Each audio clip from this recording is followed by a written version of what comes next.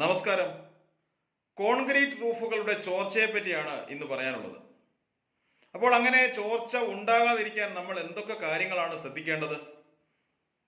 നമ്മൾ വീടിന്റെ roof concrete നടക്കുന്ന സമയത്ത് അതിനെ കൃത്യമായിട്ടുള്ള ഒരു സാങ്കേതിക മേൽനോട്ടം, ടെക്നിക്കൽ സൂപ്പർവിഷൻ ഉറപ്പുവരുത്തുക എന്നുള്ളതാണ് പരമപ്രധാനം. റൂഫിന്റെ തിക്നെസ്, ഉപയോഗിക്കുന്ന റെയിൻഫോഴ്സ്മെന്റ്, ഉപയോഗിക്കുന്ന മെറ്റീരിയൽസിന്റെ ക്വാളിറ്റി, അതിലുപരിയായിട്ട് വർക്ക് നടക്കുന്ന സമയത്ത് സ്കിൽഡ് ലേബറെ വെച്ചുകൊണ്ട് ജോലി ചെയ്യുകയും കൃത്യമായ വാട്ടർ സിമെന്റ് റേഷ്യോയിൽ മിക്സ് ചെയ്യുന്ന സിമെന്റ് കോൺക്രീറ്റ് അത് കൃത്യമായി നമ്മുടെ റൂഫിൽ പ്ലേസ് ചെയ്യുകയും ചെയ്യണം.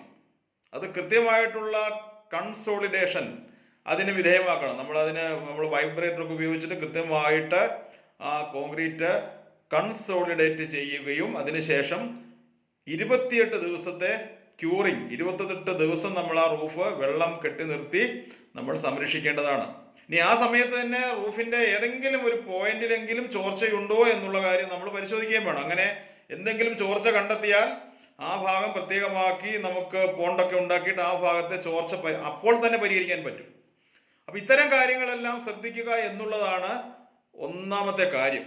ഇനി രണ്ടാമത്തെ കാര്യം എന്ന് പറയുന്നത്, നമ്മൾ വീടിന്റെ പണിയെല്ലാം പൂർത്തിയാക്കി വീട്ടിൽ താമസം തുടങ്ങിയാലും നമ്മുടെ വീടിന്റെ ഉൾഭാഗവും വീടിന്റെ മുറ്റവും എല്ലാം നമ്മൾ ശ്രദ്ധിക്കുകയും സംരക്ഷിക്കുകയും വൃത്തിയാക്കുകയും ചെയ്യുന്നത് പോലെ നമ്മൾ നമ്മുടെ വീടിന്റെ റൂഫും നമ്മൾ ശ്രദ്ധിക്കുകയും വൃത്തിയായി സൂക്ഷിക്കുകയും ചെയ്യണമെന്നുള്ളതാണ് രണ്ടാമത്തെ പ്രധാനപ്പെട്ട ഒരു കാര്യം. കാരണം പലപ്പോഴും നമ്മൾ വീടിന്റെ ചോർച്ചയുമായി ബന്ധപ്പെട്ട് വീടിന്റെ റൂഫ് പരിശോധിക്കുന്ന സമയത്ത് വളരെ ഭീകരമായിട്ടുള്ള പല ദൃശ്യങ്ങളുമാണ് അവിടെ കാണാൻ വേണ്ടി സാധിക്കുക.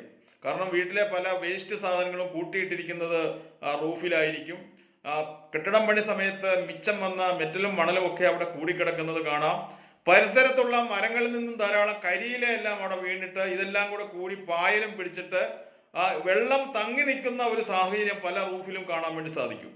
അപ്പം ഇത് എല്ലാം കൂടി വരുമ്പോഴാണ് പല റൂഫുകളും ചോരുന്നത് എന്നുള്ളതാണ്. അപ്പോൾ അതുകൊണ്ട് തന്നെ നമ്മൾ റൂഫ് വൃത്തിയാക്കുക എന്നുള്ളത് പരമപ്രധാനമാണ്.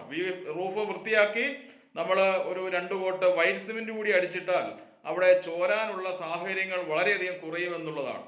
കാരണം വൈറ്റ് സിമെന്റിന് തന്നെ ഒരു വാട്ടർ പ്രൂഫിംഗ് എഫക്റ്റ് ഉണ്ട്.